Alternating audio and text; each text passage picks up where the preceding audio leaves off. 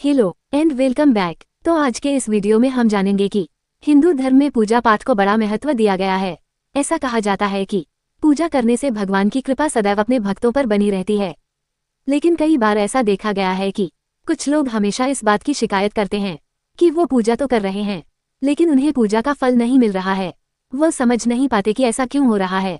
ऐसा इसलिए होता है कि पूजा के दौरान वो जाने अनजाने में कुछ ऐसी गलती कर जाते हैं जिससे भगवान नाराज हो जाते हैं और पूजा का फल भक्तों को नहीं मिल पाता।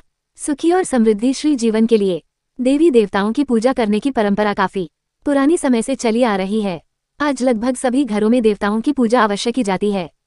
देवी देवताओं की पूजा करने से हमारे मनोकामना पूर्ण होती है, लेकिन पूजा करते समय कुछ खास नियमों का पालन करना भी जरूरी होता है, अन्यथा पूजा का शुभ फल नहीं मिलता। आज हम आपको इस वीडियो में बताने वाले हैं कि पूजा से संबंधित ऐसे 30 खास नियमों के बारे में जिन्हें हर किसी को ध्यान में रखना चाहिए। यदि इन बातों का ध्यान न रखा जाए तो पूजा अधूरी रह जाती है या अशुभ फल देने वाली बन जाती है। सूर्य देव गणेश जी, दुर्गा माता शिवाजी और विष्णु जी, यह सभी 5 देव कहलाते हैं। इनकी पूजा सभी कार्यों में अनिवार्य रूप से की जानी चाहिए। प्रतिदिन पूजा करते समय इन 5 देवों का ध्यान अवश्य करें। ऐसा करने से देवी लक्ष्मी की कृपा प्राप्त होती है। शिवाजी, गणेश जी और भैरव जी को भूलकर भी तुलसी न चढ़ाए।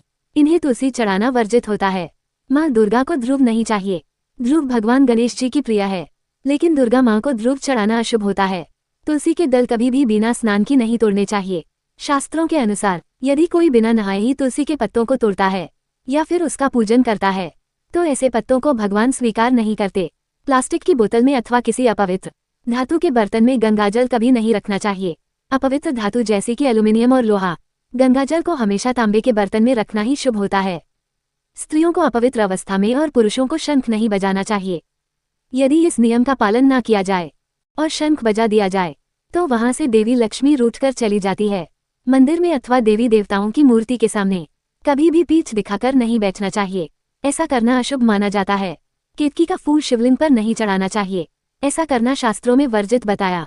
किसी भी पूजा में मनोकामना की सफलता के लिए दक्षिणा अवश्य चढ़ाने चाहिए। दक्षिणा अर्पित करते समय अपने दोषों को छोड़ने का संकल्प लेना चाहिए। दोष को जल्द से जल्द छोड़ने पर आपकी मनोकामना अवश्य पूरी होती है। ध्रुव रविवार के दिन नहीं तोड़नी चाहिए।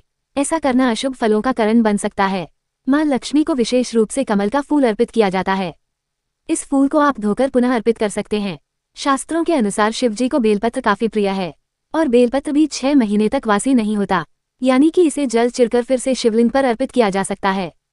तुलसी के पत्तों को लेकर शास्त्रों में कहा गया है कि ये 11 दिनों तक वासी नहीं होते हैं, यानी कि इनकी पत्तियां को हर दिन 11 दिनों तक जल चिरकर फिर से भगवान को अर्पित किया जा सकता है।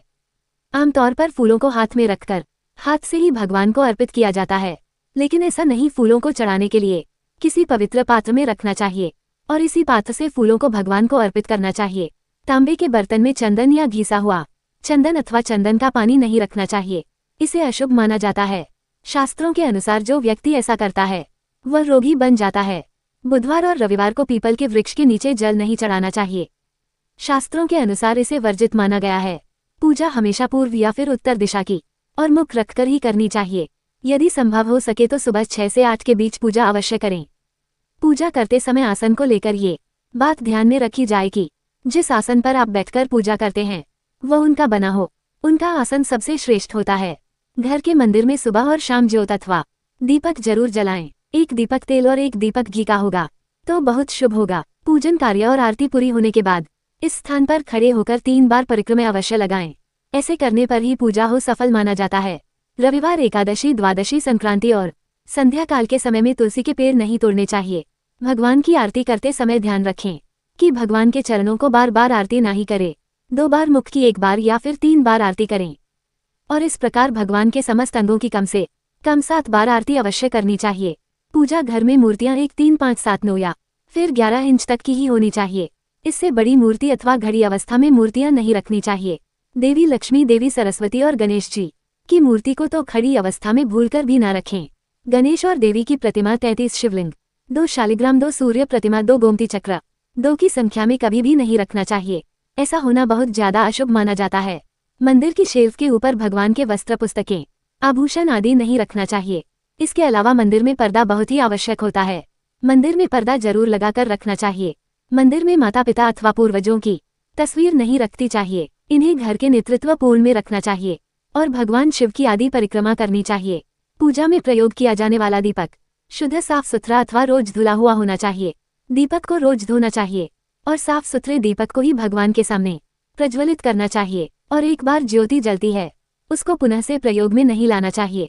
घी का दीपक दाहिने भाग में और तेल के दीपक को बेन भाग में देवी देवताओं के लिए प्रज्वलित करना चाहिए। दीपक को प्रज्वलित करने के बाद हाथ अवश्य धोने चाहिए। इसके बाद क्या करें? अपने आराध्या का ध्यान लगाकर मौन रहकर शांत रहकर पूजा करें। तो ये थी पूजा से जुड़े हुए खास 30 नियम जो हर किसी को पता होने चाहिए, चाहे आप पूजा घर में करते हो, दुकान में करते हो अथवा मंदिर में करते हो।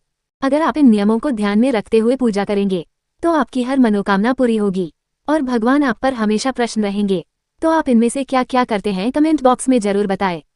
ऐसे ही मजेदार वीडियो को देखने के लिए वीडियो को लाइक और शेयर जरूर करें।